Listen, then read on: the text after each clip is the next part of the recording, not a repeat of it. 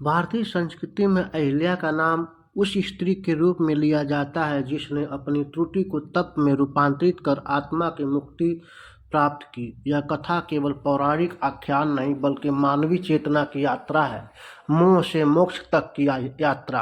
अहिल्या का जीवन 3 पुरुषों से जुड़ा है, ऋषि गौतम, देवेंद्र और भगवान श्री राम।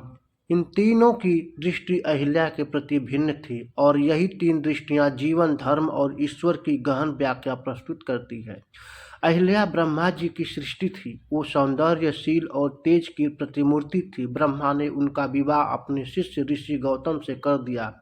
गौतम ऋषि अत्यंत तपस्वी और नियम पालक मुनि थे। अहिल्या का जीवन आश्रम के मर्यादा, सेवा और संयम के वातावरण में व्यतीत हो रहा था, किंतु जहाँ सौंदर्य होता है वहाँ परीक्षा भी होती है। देवेंद्र यानी इंद्र, जो स्वर्ग के अधिपति थे, अहिल्या के रूप से मोहित हो गए। उनके मन में वासना का ज्वर उत्पन्न हुआ। उन्होंने छल का सहारा लिया और एक दिन गौतम का रूप धारण करके आश्रम में प्रवेश किया। अहिल्या ने आरंभ में उन्हें अपना पति समझा, परंतु शीघ्र ही सत्य का आभास हो गया। वह क्षणिक भ्रम उनके जीवन को कलंकित कर गया था। गौतम ऋषि जब लौटे, उन्होंने इस अधर्म को जान लिया तो उनका क्रोध अग्नि समान प्रज्वलित हो गया। उन्होंने इंद्र को शाप तो दिया ही, उसका तेज नष्ट भी कर दिया और अहिल्या को शिला बनने का श्राप दे दिया। उन्होंने कहा कि वह युगों तक पत्थर के समान निर्जीव पड़ी रहेगी, जब तक कोई दिव्य पुरुष अपने चरणों से उसे पुनः स्पर्श न कर पाएगा। इस शाप के साथ अहिल्या का जीवन एकांत, पश्चाताप और तप में परिवर्तित हो गया। वह स्थिर थी परंतु भीतर जल रही थी। वह दंड नहीं था, यह आत्मशुद्धि की प्रक्रिया थी। समय बीतता गया, युग बदलते गए, किंतु अहिल्या का तप निरंतर चलता रहा। इसी बीच अयोध्या में भगवान विष्णु के अवतार श्री राम प्रकट हुए।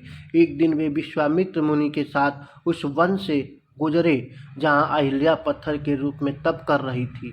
मुनि ने कहा, राम, यही वह शिला है जो एक समय में ब्रह्मा की कन्या अहिल्या थी। श्री राम ने नम्रतापूर्वक उस शिला को नमन किया। जो ही उनके पवित्र चरण उस पत्थर पर पड़े, वह शिला कांप उठी। चेतना ने फिर से शरीर धारण किया। अहिल्या अपने पूर्व रूप में प्रकट हुई, तेजस्विनी, निर्मल और अश्रुपूर्ण। उनके नेत्रों से बहती धारा उनके अंतर्मन की शुद्धता का प्रमाण थी। भगवान राम ने उन्हें न तो दोषी कहा न तिरस्कृत किया, उन्होंने केवल करुणा दिखाई। यही करुणा सनातन धर्म का हृदय है। इंद्र ने अहिल्या को वासना की दृष्टि से देखा, गौतम ने उन्हें धर्म की कठोर दृष्टि से दंडित किया, किंतु राम ने उन्हें आत्मा की दृष्टि से देखा। इंद्र का दृष्टिकोण भौतिक था, गौतम का नैतिक और राम का आध्यात्मिक। यह कथा सिखाती है कि धर्म केवल न्याय नहीं, दया और उद्धार का भी नाम है। मनुष्य गलती कर सकता है, परंतु पश्चाताप और ईश्वर कृपा से वह पुनः पवित्र हो सकता है।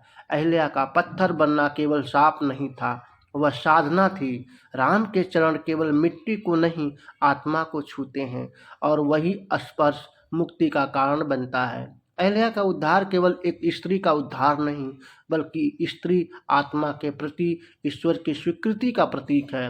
यह दर्शाता है कि जहाँ समाज तिरस्कार करता है, वहाँ भगवान आलिंगन करते हैं। इंद्र ने पतन दिया, गौतम ने त्याग दिया, पर श्री राम ने स्वीकार किया। इस कथा में 3 पुरुष 3 स्त्रियों के प्रतीक बन गए। इंद्र वासना और अहंकार का, गौतम नियम और न्याय का, राम करुणा और मुक्ति का। अहिल्या की यात्रा इन तीनों अस्त्रों से होकर गुजरती है। वह मोह से गिरती है, दंड से तपती है और करुणा से मुक्त होती है। उनका जीवन यह बताता है कि मनुष्य त्रुटि से पतित हो सकता है, परंतु ईश्वर की कृपा से पुनः दिव्य बन सकता है। आज भी जब कोई मनुष्य अपराध बोध में डूबा होता है, तो अहिल्या की कथा उसे यह विश्वास दिलाती है कि ईश्वर का एक स्पर्श सब पापों को धो सकता है।